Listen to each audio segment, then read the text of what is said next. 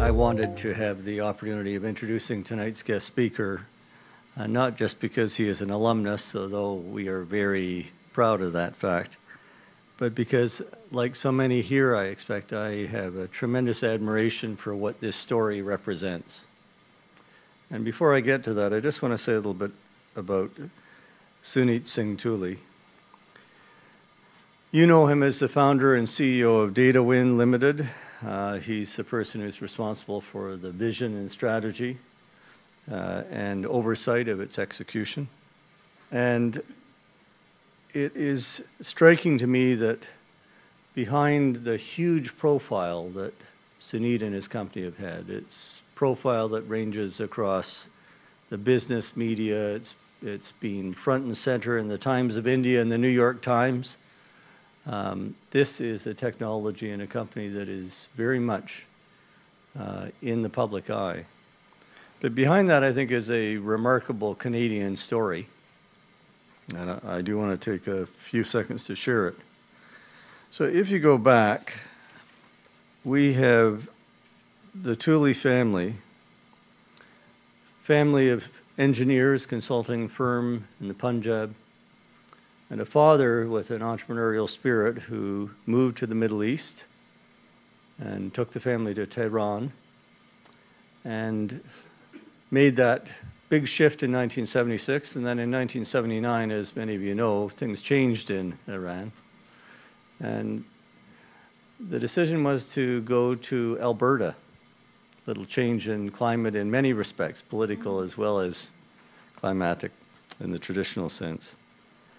And Mr. Tuli Sr. was involved in early civil engineering projects in the oil sands and produced with a talented artist who is Sunit's mother, a family of young people who went on to be educated at Harvard. One is an associate professor of neurosurgery. His brother and business partner holds numerous patents, has an engineering degree from the University of Alberta. Sunit came here to Toronto for his engineering degree. And they represent in so many ways the energy of new Canadians, what they have brought to Canada and what they are bringing to other countries as they in turn move abroad. And the story of tonight is also Canadians, new Canadians, bringing energy to the world and giving back to countries of origin. And just to say, we have all read about the Akash, the $50 tablet, sometimes caricatured as the iPad killer. We are all familiar with the imperative of information technology and education in a country such as India, and more broadly, where information technology-enabled education is so important from the standpoint of equity, of outreach, and the uplift of populations in poverty, a critical issue for the world, a critical issue for India. And I think many of us are also familiar with the reality that if, like Sunit, you've been an entrepreneur for 22 years, you've had 2 NASDAQ IPOs, but it's been all pretty quiet. Suddenly, you have the President of India launching your product. You have Ban Ki-moon, Secretary General of the UN, doing a global launch for your product. That happened November 28th. You are all over the media, and you are suddenly a figure of great popular celebrity. So I am hoping we will hear tonight from our distinguished visitor a little bit about the concept of frugal innovation, Jugaad, a uniquely Indian concept. We will hear, I believe, a little bit about this transition from life as a tech entrepreneur to, if I may say so, Sunit, a global celebrity of sorts. But we'll also hear a little bit about giving back and making a difference, and how the Canadian dream has been transplanted to help fuel the dreams of countless Indian children and many other Indians who would not otherwise have access to modern information technology. So I would ask you to please join me in welcoming tonight's special guest, Suneet Singh Tuli.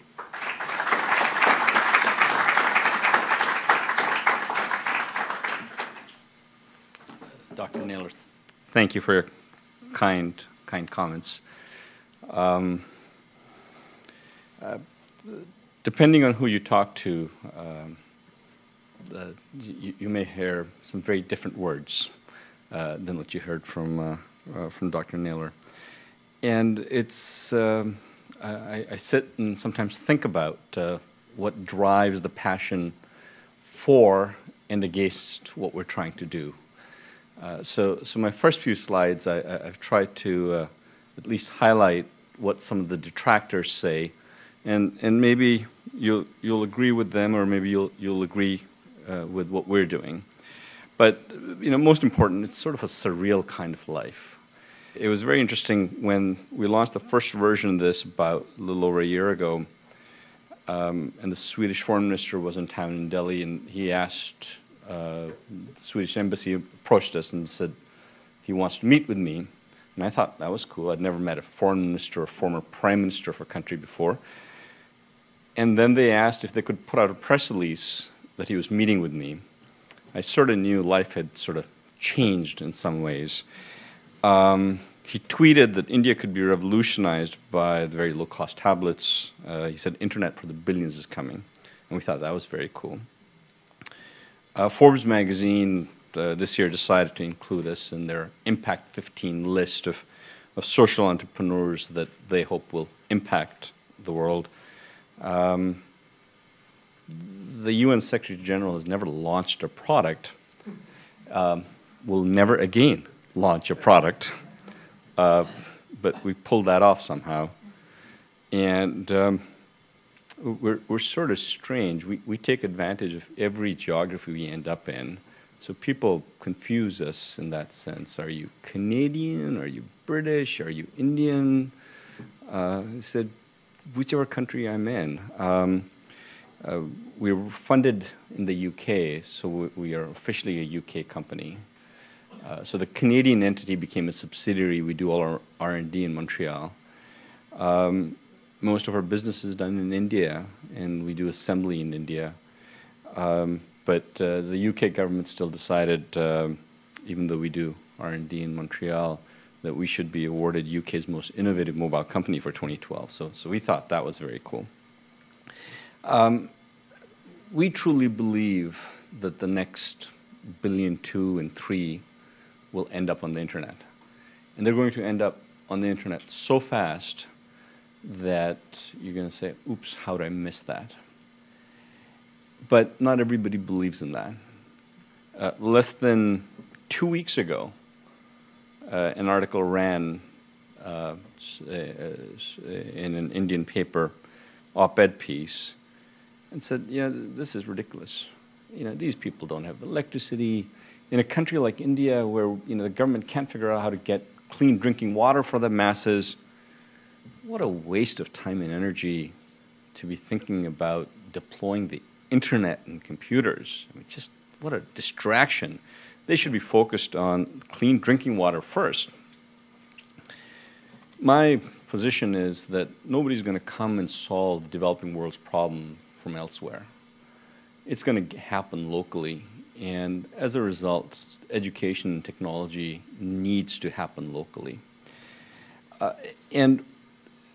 The biggest sort of proof is if you look at internet deployment versus cell phone deployment globally. 12, 13 years ago, the number of internet users and cell phone users globally was about the same, and most of them were in the West. And as it started to expand into India and China and the African countries and Brazil and Indonesia and so on, there started to be a gap. And today, that gap is about 3 billion people. 3 billion people have access to the electricity that is needed to charge their phones, have access to some form of a network to connect to the rest of the world, can afford not only a piece of hardware, but can afford the service associated with that, but can't afford the internet, can't afford computers. And the only reason is affordability and the lack of a broadband infrastructure. But there's some infrastructure if you can figure out how to deliver the internet on the infrastructure that's there. So to me, frugal innovation isn't about creating an iPad killer. It's about creating an iPad for the average rickshawala in India. And it's about coming up with technology that is good enough. Historically, good enough and cheap always beats best. 100%. Every couple of years, you'll see new examples of that. Dr. Naylor was just asking me about what I thought about my new Android phone, and I was grumbling about the fact that it reboots itself twice a week. And, you know, crashes every once in a while, and there's other issues and so on. But we'll still outsell the iPad and the Nokia Microsoft efforts for one pure reason. It's good enough and it's cheap. And that always wins. At the end of the day, that always wins. VHS versus Betamax. Good enough and cheap always wins. And you know, the important factor when you think of this kind of customer base is what's his motivation. And we've discovered that the biggest motivation in the developing world for technology is education. That will be the big driver over the next few years. And the reason is that everybody in that part of the world recognizes that the way out of poverty is education. And then you say, well, what about electricity and what about networks? And you look at the guy's hand and you discover that he's got a cell phone in there. I used to use this slide with that Sony Ericsson, I think it was a 380 phone around 2003, 2004 when I'd be out there making my pitch. And people would say, you found a rickshawala, you gave him a phone, and that's it. And I used to say, no, look, it's going to go in that direction. And in India, which had about 50 or 60 million cell phone users, everybody said, can't happen, won't happen. The funny joke in the family was, you know, Sunit thinks rickshawalas are going to have cell phones, but Sunit, tell me, who's he going to call? And then everybody would burst out laughing. This was a big joke. And it's the same kind of thing when you think about internet for the masses. There's still a significant portion of the people that I meet that don't believe it. And people get so passionate about it that they write up op-ed pieces and make sure that they get published in national papers regularly. I mean, this happens at, you know, I can find at least one op-ed piece in a major national Indian newspaper every 6 weeks for the last year, and it doesn't stop. It's just one after the other. Well, and I believe education is it. Front page of the business section, New York Times, Christmas Eve, I think it was. Was it Christmas Eve or New Year's Eve, maybe?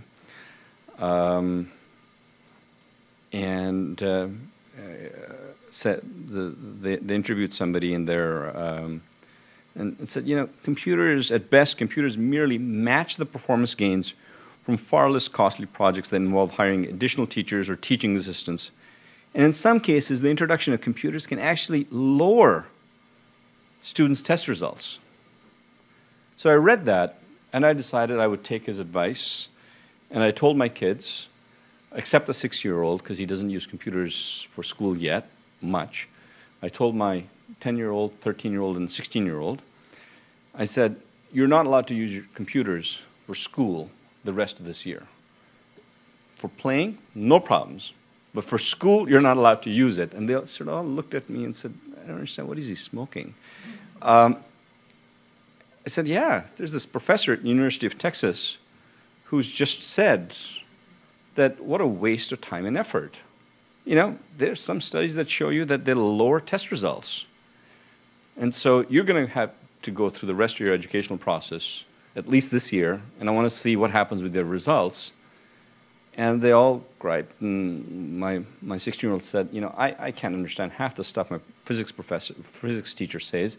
And I found this website, and this guy's got these great YouTube videos up, and he explains those concepts in 15 minutes, and that's what I do. I'm going to fail physics if you don't let me do this.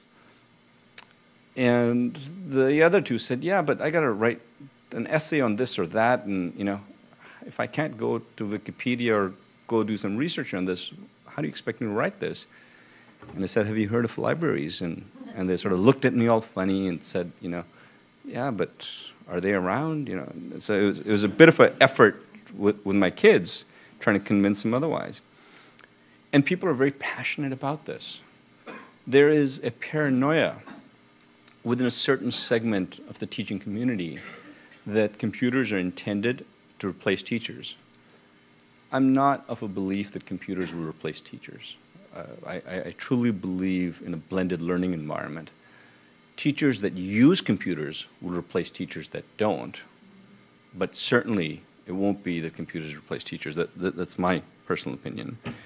The Indian government, who we've been pitching way back since 2003, at some point got an independent idea of their own that low-cost computing internet access is valuable and that every child should grow up with computing internet access. And they've decided that having the infinite knowledge that the internet offers in the palm of one's hands is very important. There's general agreement that we should no longer be teaching what can be Googled.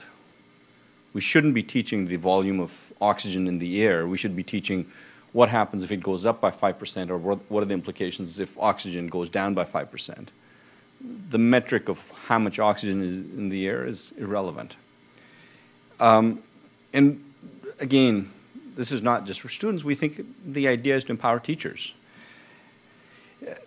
In India, a recent study said that there's 220 million kids in school. Dropout rates are very high. In high school, they're as high as 68%. The number of kids that should be in school is 361 million. So imagine to create the infrastructure for 140 million kids, schools, physical buildings, the rest of it, teachers, training teachers that will teach that extra 140 million kids. The scale of the challenge is very, very significant. I don't believe the idea is to replace teachers, but we get this problem also in Canada. This was a chart from a study by a professor by the name of Sugata Mitra, who did these hole-in-the-wall experiments. So he went into villages in India and put a computer and put a camera on it, told the adults they weren't to touch it, these are for kids only, and wanted to see if the kids would figure out what to do with them. And lo and behold, his results show that kids figure out what to do with them. But the reason he started these was that he did these studies that showed that the greater the distance from New Delhi, the lower the marks. Good quality teachers don't want to end up in villages that have no electricity or don't have running water and don't have a local mall and so on and so on. We have the same kind of issues in Canada. Remote native communities don't get the best doctors, don't get the best teachers. In fact, I had seen a video my kids were watching on YouTube one time, and they'd searched the words Indian teacher funny. And I'll share with you a part of the video. Although it's in Hindi, I'm sure you'll get the sense of it. And to me, that became a big motivator. Even though the search term Indian teacher funny gets you this as the first result, when I saw this video, I didn't think it was funny. I actually thought it was sad that potentially millions and millions of kids globally get relegated to this quality of education. So even though it's in Hindi, please bear with me.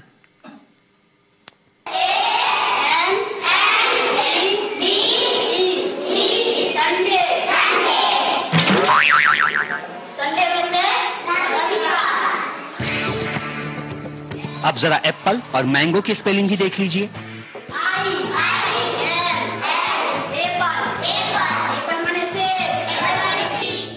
और ये जनवरी फरवरी किस चिड़िया का नाम है? Madam से सीख लीजिए। मैडम को संडे की स्पेलिंग नहीं आती। संडे का स्पेलिंग क्या पढ़ाती हैं? संडे का SANDE संडे। संडे मीन्स रविवार। I think it's sort of sad that, they think it's okay to end up in villages and humiliate people on national TV. But what's worse is kids get relegated to that quality education. Not because this lady wants to do that, because that's all she knows. So it's not about replacing teachers, it's about empowering teachers also. But in order to do this, in order to do this at the kind of scale that's necessary, you need affordability. We did a study to try to understand what is that level.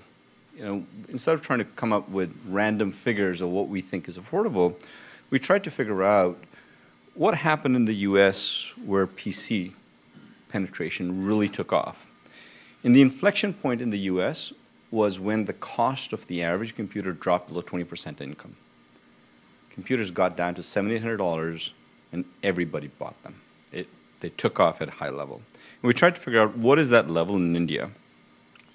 In India, you know, India is divided into sort of 4 economic classes. I did a little Excel diagram on the side, except the top class is so small it doesn't show up. But it is there. It's a little dot right at the top. So there are about 16 million people who have a monthly income of above $2,500, and they're considered rich. The middle class are people between a $500 to a $2,500 income, about 160 million of them. And then there are a billion people beyond that. So if you want to go after those billion people, then you've got to figure out how to get within 50 bucks. And we decided that was the price point that we need to figure out how to get into. And we'd been pitching the Indian government for years, and I'm sure many others had been also, and they had their own ideas. And at one point, they decided, yes, this is something they should be doing. And then they decided that, what does this funny-looking guy know about this stuff? We're the Indian government, you know, we know. And we're going to buy lots of them, and I'm sure we can get better pricing. So they decided $35 was the target price point. In 2010, they did a press conference and said, here it is.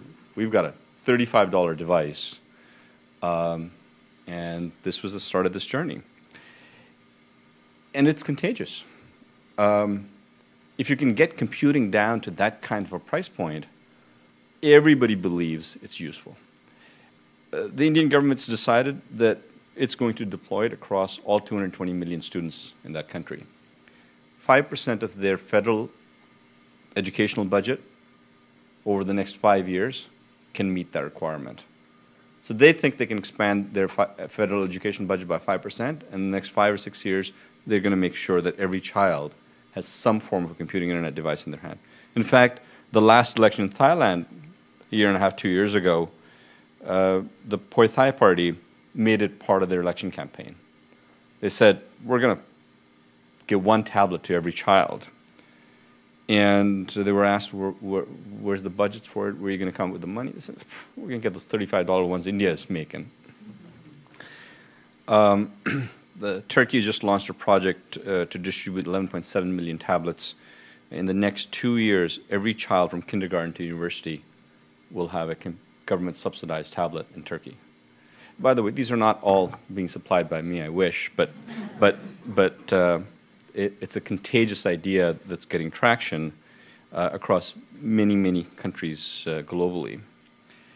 So what does it require to create a $35 tablet? One is, of course, you've got to have some innovative hardware design. You've got to figure out how to get the hardware cost down to a certain level. But it's not just hardware. You've got to figure out business models that allow you to make it viable to sell at that kind of a price point. Manufacturing cost is not selling price. Generally, manufacturing cost versus selling price is a 2x ratio. If you make it for 40 bucks, generally you can sell for around 80 bucks. There are duties, taxes, there are other elements, there are distribution channels and so on. You've got to have some technology that you can create breakthroughs on. You've got to figure out how to create disruptive distribution models. And then, this is a belated add-on to this thing.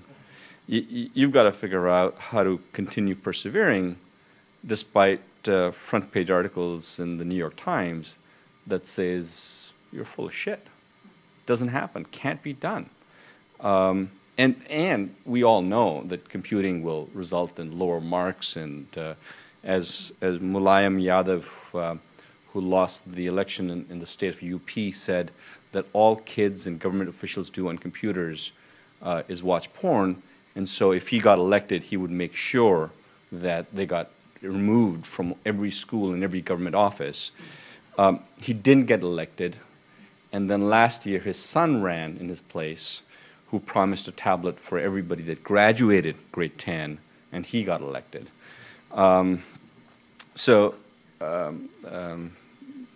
You know, unfortunately, according to this, our professor at University of Texas, marks are about to drop in the state of UP. So the result is a device that currently we sell to the Indian government at $41.40. Has a 1 gigahertz processor. To tell you how significant the 1 gigahertz processor is, one of my advisors, one of my mentors, a fellow by the name of Vinod Dham, who ran the microprocessor group at Intel, said that when they were about to launch the first Pentium chip, they were really worried that that would be the end of the PC upgrade cycle. Intel was based on people changing their computers every 18 to 24 months. And they thought 100 million cycles per second, 100 megahertz processor on a desktop, why would you ever need more processing power? 100 million instructions per second. You know, it's just bad programming if you ever need anything more than that. He said, look, there are things out in space. We've sent stuff to MaRS with less processing power than that. Why would you ever need more than that? And today, a gigahertz? I can show you a bunch of reviews that pan this product and say, it's a gig? Oh, it's not even dual core. You know, today we're in the age of quad core. My wife keeps telling me I should do those, if you remember the old Coke and Pepsi tests, right? I should do those, hide them, and say, okay, tell me which is different, because you can't tell the difference. There really isn't much. It takes somebody to run special tests so they can put up these numbers up in their reviews and say, oh, this only secured a 2,982 rating, while the iPad secured 3,108 rating.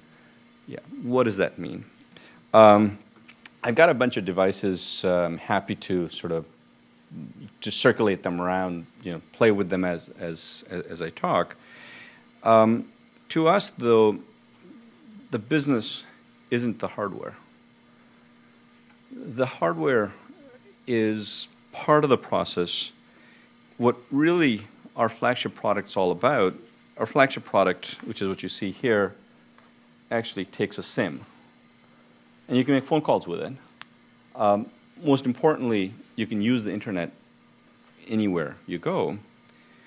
And we tried the business model in the UK where we received about 150,000 subscribers. The idea is to deliver free mobile internet. We believe in the developing world we can not only deliver devices in this $40, $50 price point, but we can deliver devices where internet access is free. And that's what the real intent is. To do this, you know, innovative hardware design is important.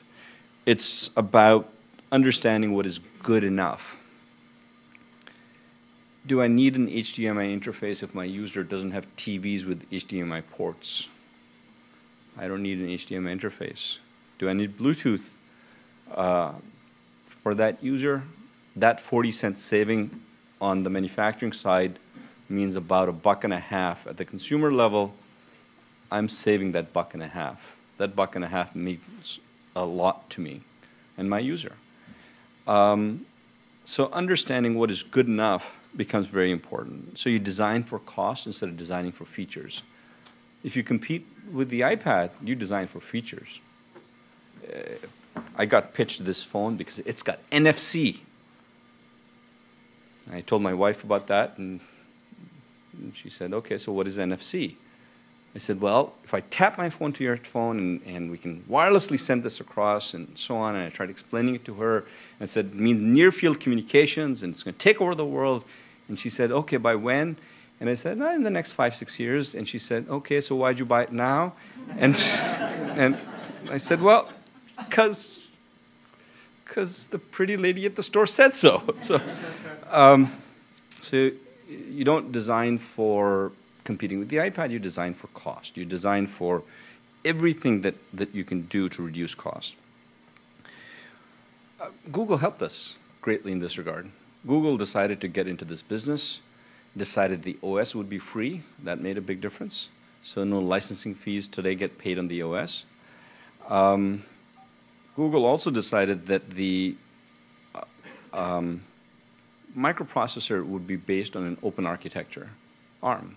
So suddenly what happened was that instead of just Intel and AMD making microprocessors, there are probably about 80 to 100 companies around the world today making microprocessors for ARM.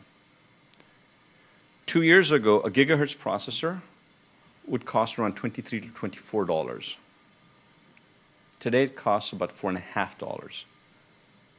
And we're being promised by a Chinese supplier that after the Chinese New Year, they're going to drop by another $1.50. So $3. $3. I bet you my microwave oven has a microprocessor that probably costs $2 or $3. The only two things left in these devices that have any real margin, first is the LCD, and the second is the touch panel. When we took our first company public on the NASDAQ in '95, we had some extra money. We decided to set up a fab in Montreal and started doing a bunch of thin film research and so on.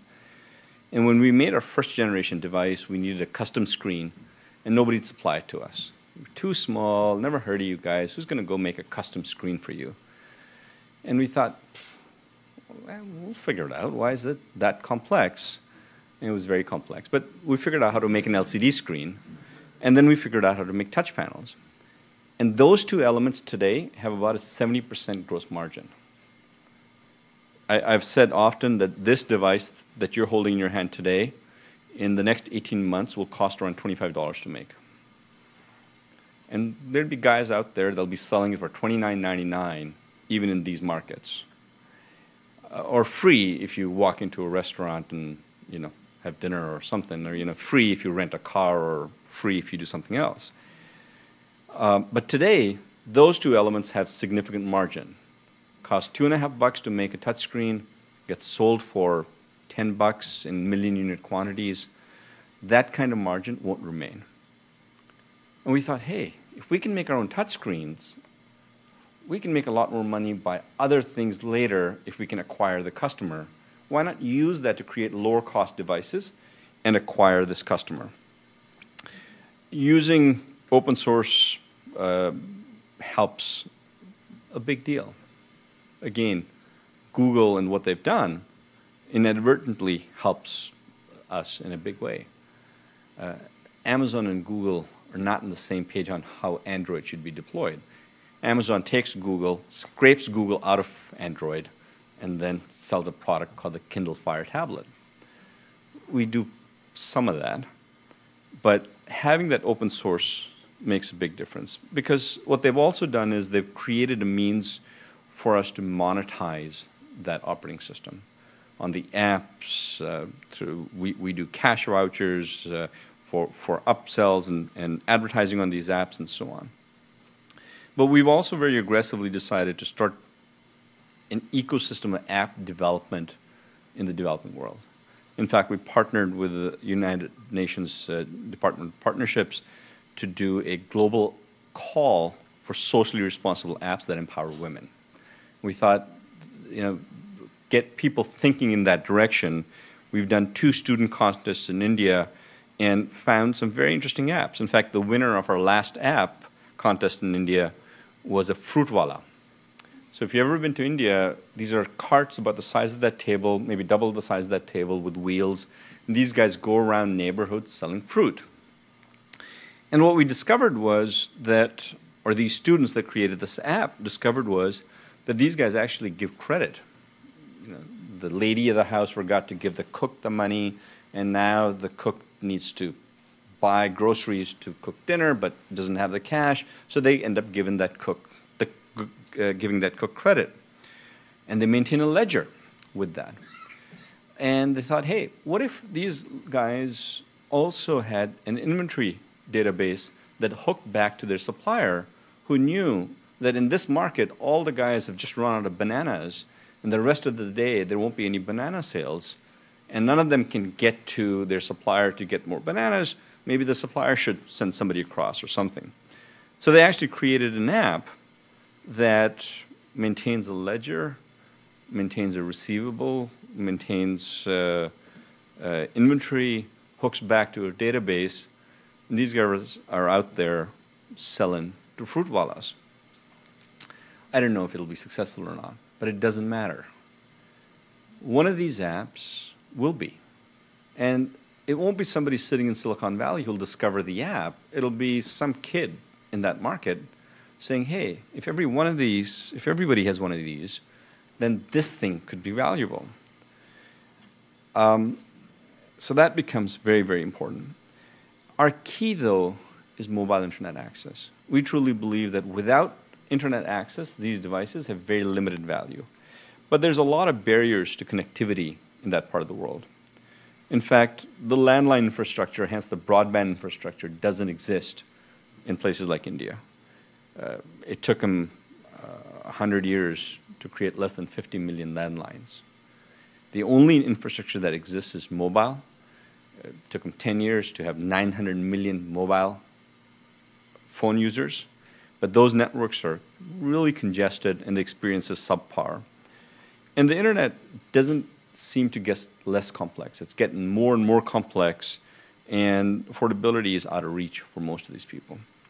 So we created a technology which takes advantage of our background in imaging products, creates a parallel processing environment where it's a shared processing environment between the client device and a backend server.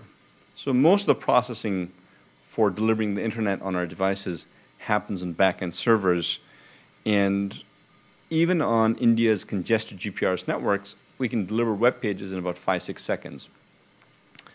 In 2003, 2004, when I'd say 5-6 seconds, people would say, wow. Today, people turn around in this part of the world and say, 5-6 seconds? You mean I got to wait that long for a page to download? In India, it's still very usable. It's still very functional to have a page show up in 5 or 6 seconds. We've, in fact, received 18 US patents, a number of international patents around this technology.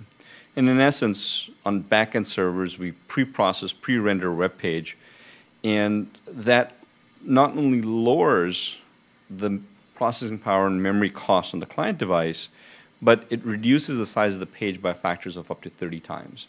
So a CNN page, which takes about a megabyte of content, gets delivered by consuming maybe about 20 or 30 kilobyte of content. Not only that means that it goes through that much faster, but the cost of data goes down by those numbers. The cost of data goes down by such a huge amount that we can offset it by advertising and deliver it for free. So that basic internet access is available for free. We tried this business model very successfully from our perspective in the UK, got 150,000 subscribers in 3 years, and we think that that can work really well in the developing world in India. The business model needs to change. And one of the important things when you think about changing the business model is you've got to think about separating the user and the payer for this customer. And I don't mean charity. I don't mean try to figure out somebody else that'll buy it. But there are many people that would have the motive to at least subsidize it. And that becomes very important. You can shift the burden from hardware to recurring revenue streams. And this wasn't our invention. We saw others doing it. In the US and Canada, people think that these phones actually cost $25, or free. Well, it's a 2-year contract. And in return for that 2-year contract, you get the phone for free. The Amazon Kindle Fire tablet launched for $199, and then iSupply did an analysis and said it cost them $240 to make it. Well, why does Amazon lose that money? Because they can generate enough from recurring revenue streams in the first quarter alone, and they had enough experience from their Kindle devices that they decided it's worth selling at that price. And that made a huge difference. So offering free mobile internet became sort of key focus to what we were doing. What we discovered in the UK was hardware was less than 25% of our profit. Over an 18-month life of the customer, network services, content apps, advertising were on 76, 77% of our bottom line. If you own the platform and you use the hardware as a customer acquisition tool, then you don't need to make money just on hardware. Our customer is the most price-sensitive customer in the world. A $250 monthly income, out of which 50% goes on food, they're not interested in buying $500 devices. That business model becomes essential to deployment in this market. But to get out there, there's another element to it. The large companies that could own this market are not interested in this market. Apple generates about $13 billion post-tax profit in a quarter. Their annual profit is enough to equip every student in the world with a computing internet device in 1 year. So how dumb would you be if you were Apple and you decide to get into the $40, $50 tablet business? You wouldn't do that. And Samsung isn't interested in that, and none of the large companies are. And so when you're a small company our size, how do you go on and you take on this kind of a task? Well, the government part of it becomes very important. That validation is essential to all the publicity we receive, which unfortunately also results in a lot of detractors. The political opposition has to be a detractor. I was told by strategists in the opposition, don't worry about what we say out there. We're the opposition, that's our job. When we come to power, we'll tweak it, we'll add a feature or two, and say, now we got it right, and we'll take it to the next level. We're the opposition, we have to object to it. Competitors have a huge issue with this. If you're used to selling products in a certain price point with a certain amount of margins, then you get somebody coming across saying, we can do without those margins, and we'll look at the 30 cents a month we'll make from network services and other things and so on, that has a huge issue. In fact, there's something in India called the Indian Cellular Association, which isn't the mobile companies, it is the distributors and cell phone manufacturers, the large international cell phone manufacturers. It's their industry association. They wrote to the Indian government complaining about what a huge mistake they'd made by awarding this contract to this suspect company. So now we're a suspect company. So it creates a lot of detractors. But the government demand creates awareness. The awareness creates consumer demand. In India, about 10 or 12 million computers get sold annually. The public demand for this product, or the public awareness for this product, created about 4 million pre-orders for us before we'd launched. Imagine 30% of the size of the PC market within a few months for a little company that had no distribution infrastructure, and prior to this wasn't known at all. And at the end of the day, all of this is a customer acquisition tool to offer free mobile internet. The government part of this is sort of the first element. And people think it's a beachhead for the tablet industry, but really it's a customer acquisition tool for delivering internet access. And that's how internet for the next 3 billion people will come on board. Thank you so much.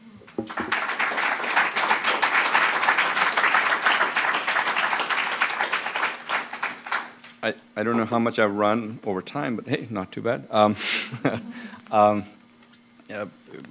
I'm around for questions, and I'm open to anything.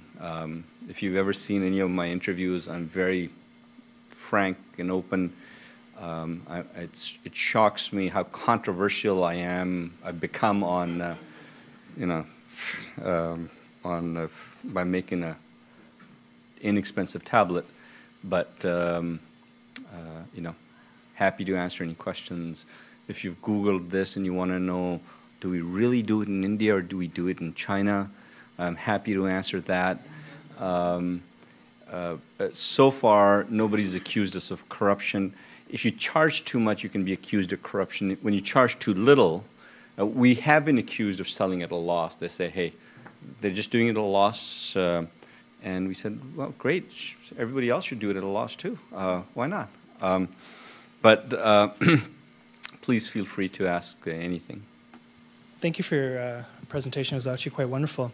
One of the thoughts that crossed my mind is that with the speed of distribution of these low-cost devices and access to the internet to the next 3 billion, that's going to leave you, or the industry, less time to adopt their business models when devices become ubiquitous or mobile access is available to these 3 billion people.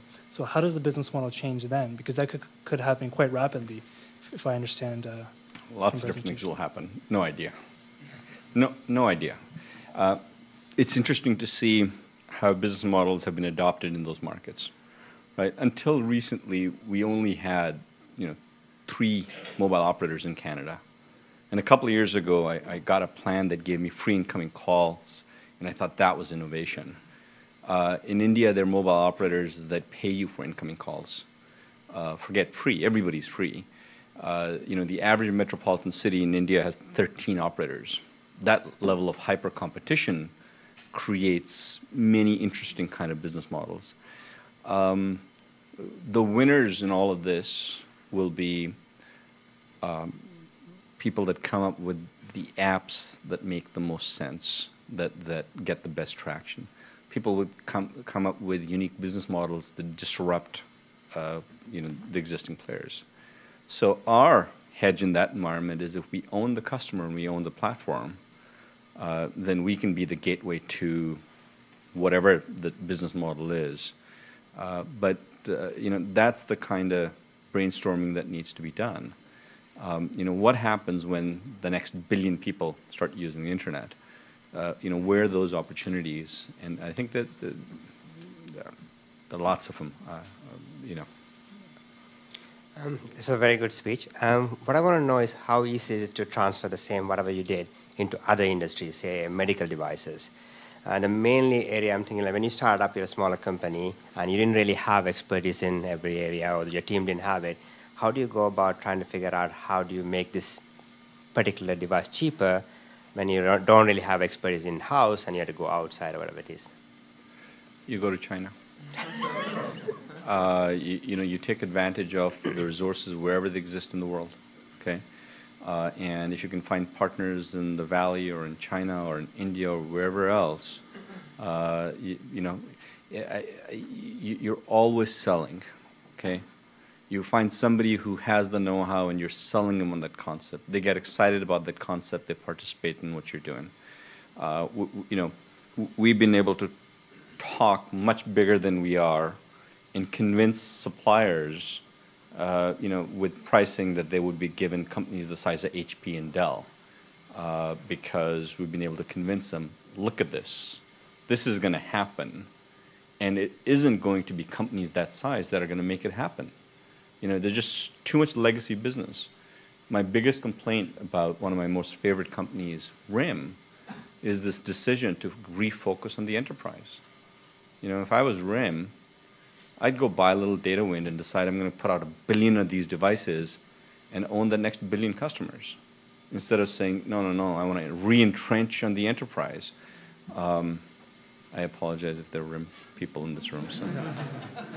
Sorry. I'm opinionated. Just for supplying free mobile internet to what you have in mind right now, how does, in terms of the infrastructure side, how can that be translated to other parts of the world, and just technology-wise, and just anything you'd like to comment on? So, there's enough of a cell phone network, even if it's only GPRS or Edge, that covers most of the globe. And with what we do, this sort of compression acceleration architecture we've created, the consumption is a fraction of a regular phone call. So the basic infrastructure already exists for this. As the infrastructure gets better, the pipes get fatter, what we do gets better, but it's already there. What nobody's been able to do really is how to figure out how to deliver a CNN page, which is a megabyte in size, on a pipe that's only 10 kilobits per second. Right. And you know, this is sort of the secret sauce to what we're trying to offer. This, at the end of the day, will be our differentiator. You know, will we always be the least expensive device? Of course not. Everybody sees it. They assume it's a lot bigger than it may be. And there's a lot of effort to go in that direction by not the big companies, but lots of little small companies. So there is hyper competition even at our level. But at the end of the day, unless you can deliver the internet, I don't think it's of value. The infrastructure is there, and I think it's very scalable. I don't think that that's a big issue. I just want to share just a little tidbit here. Funny you should mention RIM and data compression. Actually, Research in Motion bought a company called Slipstream yeah. In 2009 that does data compression for emerging markets. Yeah. I'm familiar with them. I tried to pitch RIM, and they sent me to their Slipstream department, and I thought, this is an uphill thing. So, I was wondering if you could talk a little bit about your distribution model to actually get the hardware in the hands of the consumers. I know you're distributing these to places in remote India. So ultimately, it'll end up in remote India. Right now, it's sort of the low-hanging fruit. Half of the Indian population that uses the internet doesn't have internet access at home. And that's a lot of the portion of the people that are buying these devices. So it's not yet getting it out to the remotest areas that we'd like to get it out to. But the distribution model that'll really work in that environment is the same that has sold 900 million cell phones. Has created enough cell phones out there for 900 million people in India. 200 million get sold every year. So there is enough of an infrastructure to sell cell phones and hence products of this nature. Our distribution infrastructure currently actually erases all of that. All of this publicity generated so much direct demand that we decided to go direct. So right now, all we do is we do courier deliveries. So you sign up on our website or you call our call center if you can get through, and we do COD. In India, COD is about $4, $3.50 to $4. They deliver it to your house, collect money, they pay me, and that's it. Slightly short here. I just wanted to thank you for the presentation, first of all. The question I had is regarding energy and power, which I think when you're talking about India or some of these more remote places does become a bit of an issue. Do you find that that is a concern for you? Are you working with energy providers to see how you can come up with a more sustainable way of powering these devices?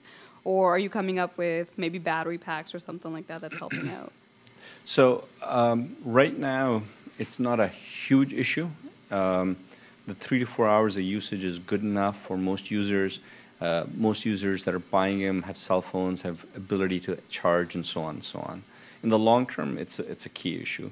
We offer a case with a keyboard and a solar charger built into it. Costs us around $4.20 to manufacture. We retail around $7 in India. So, around 350 rupees, you get this case, which in the Indian sun takes about 3 to 4 hours to charge up the device. It's one effort. I'm a big believer in capacitive batteries, and I believe this technology for batteries is going to change in the next few years. And it's not going to be how long your battery lasts, it's going to be how fast your battery charges. And so you're going to have these devices that can just instantly charge and so on. But there are a lot of interesting developments going on there. We hope to be a conduit of the unique and new technologies to our customers, even if we're not developing them. Thank you. It's been a pleasure listening to you today. So my question comes not from a hardware aspect or a distributorship, but more from a social aspect where you're going into countries, and we're starting from India, maybe in a lot of remote areas where religions are very skeptical. And how are you guys dealing with, and are you being met with a lot of blockages in terms of going into areas where open information is not being, is a big problem in societies? We're not really seeing a lot of blockages. I mean, when we get distributors approaching us from Saudi Arabia, they want to know if we can set up servers in Saudi so they're behind their firewalls and things of that nature. So there's certain countries in the world where there's issues of that nature. So in India, there aren't any governmental issues, and even within society, if it is an issue, it's sort of hidden. But the thing is that the federal government has set up a Right to Education Act. Every kid has to go through a certain level of schooling. Over the next few years, they're going to make sure that every child has a device of this nature. And I'm not sure that parents are going to have a choice with regards to limiting access. I think there's also sort of broader cultural change going on in India. I think that there's a general recognition, at least when I talk to many people that work in the rural areas and so on, sort of a general recognition that, for example, education of girls should be a bigger priority. The belief is you educate a girl, you educate a family. You potentially educate two families because she leaves one, she goes to another, and so on. So I think there are just general cultural changes going on. This idea that females didn't work in the lower income classes doesn't exist anymore. To survive, they work. They work as hard, and the moment they work and they're part of the income earners of the family, that empowers them. So there may be elements in India, but it's not significant enough that at our scale we've come across those kind of detractors. Any kind of barrier, not just India, just in any. Because I notice a number of. I'll tell you, I remember selling devices to a Hasidic community in Williamsburg, New York, a few years ago, and the requirement was to create a walled garden because there was a very big concern within that community that their kids would get corrupted. And this, they had 8 sites, and these were the only 8 sites they wanted their kids to have access to. So, my pitch to them was that empower them to make those decisions. And their response was also valid. They said, well, at the right age. So. Thank you. And I don't know if I'm answering any of your questions. I get the sense I'm just going off on these tangents, but. I'm fascinated with your business because of a number of reasons to do with my own personal history and, having lived in East Africa. I kind of grew up in Kenya for a while, being a Canadian who went there and then came back here and have bounced around the world a lot since then. I've definitely seen the need for affordable technology and particularly internet access, for everyone on the planet. So that's definitely something that I connect with. And I'm particularly interested, or have been in the last, let's say, 5-6 years, with how the initial announcement of the OLPC and sort of Nicholas Negropont's dream, being massively promoted by media around the world, especially through the whole TED Talks thing and everything else, has impacted costs, I think, for more portable devices to go down in the last few years. And of course, the ubiquity, at least in North America, of these devices is something that we take as consumers who are willing to pay huge prices for them for granted almost in the last couple of years. But it's very, very interesting for me to hear kind of how a ripple down effect has almost created a lot of opportunity, I'm sure you'll agree, for your business to exist. A couple things you maybe didn't speak to specifically or I didn't hear, which I'd love to hear about, is, I guess, within India, how you're positioned in terms of market ownership of this price point, where you think that's going to go in the next few years as other people enter that space, as also your OEM kind of providers or whoever else is supplying you sees maybe opportunity for themselves to enter the market, ASUS style or otherwise, promote cheaper manufacturers to come on the marketplace.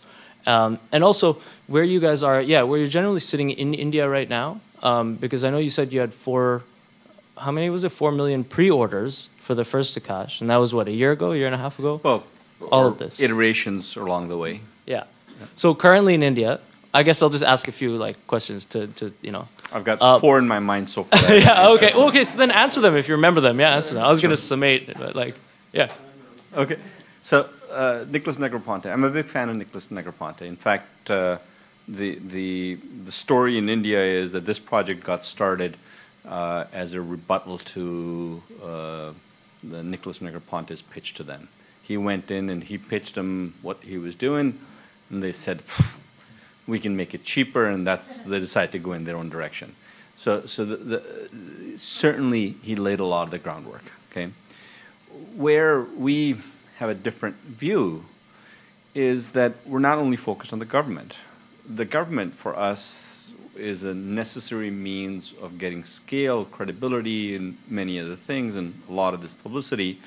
But we know that being commercially viable is more essential. Okay, and with regards to competition, there's competition today.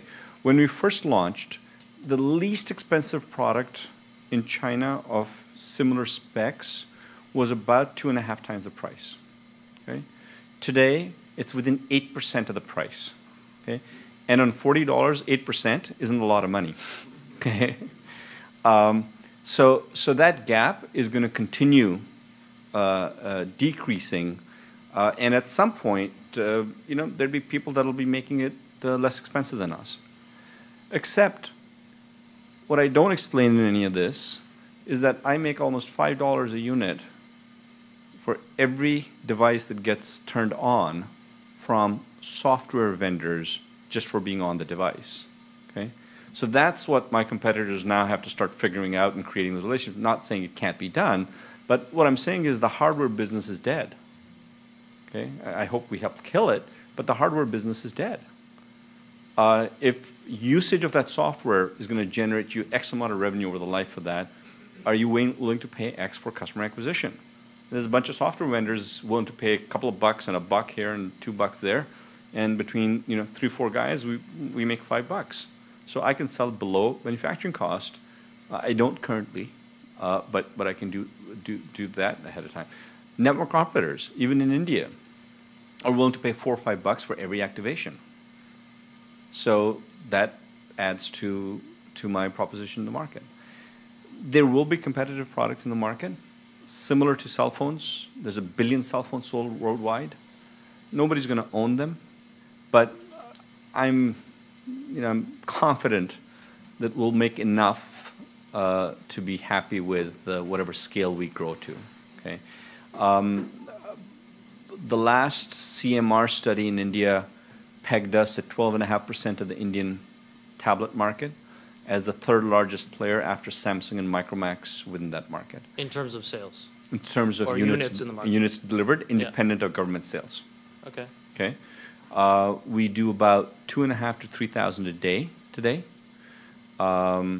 which is still a long way away from completing 4 million, but by late this summer, our annualized run rate, we're hoping would be close to about $100 million annualized run rate by late this summer. So from the size we were 18 months ago to that, a 30x increase without any significant external funding, we're pleased with where we are. Oh, absolutely, you should be. To mention one thing about business model, we've not ever had good luck with VC funding. We've taken 2 companies public, but we're either just too strong-headed or whatever it is. We just don't do well with VC funding, or VCs don't think highly of us. And one of them explained to me, he said, look, Suneet, I've got certain boxes. You come in, you fit in that box, and you figure out how to fit in one of those boxes, and I can put money towards you. And you refuse to fit in one of these boxes. You know, the common question I would get when I'd make my sort of visits to the Valley were, you know, I don't get it. Suneet, are you a hardware company? Are you a software company? Are you a service company? Sort of make up your mind. And I'd say, yeah, yeah, I'm that.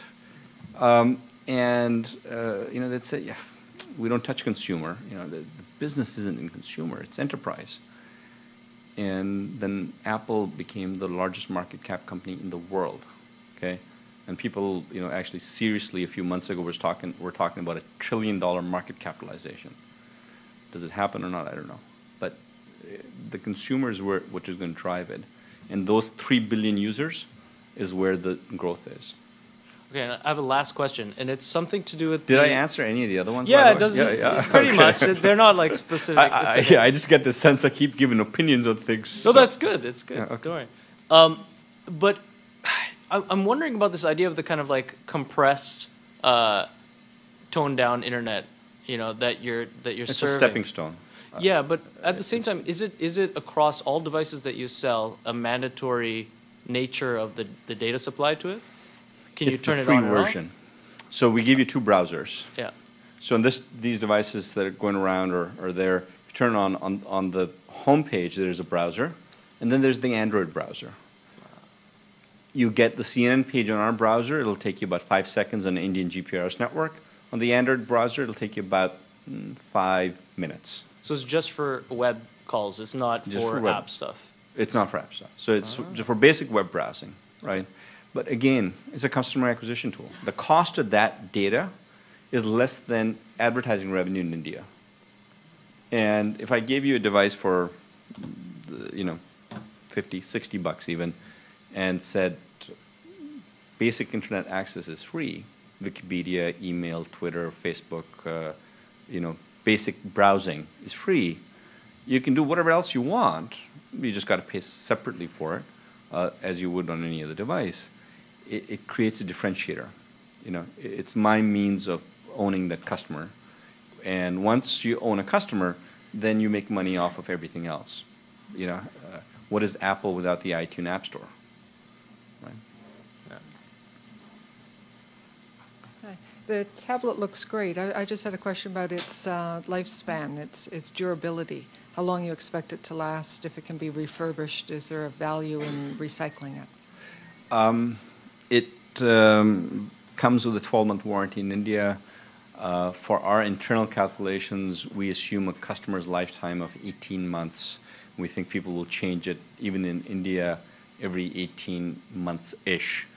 Can it last a lot longer than that? Yes, it can.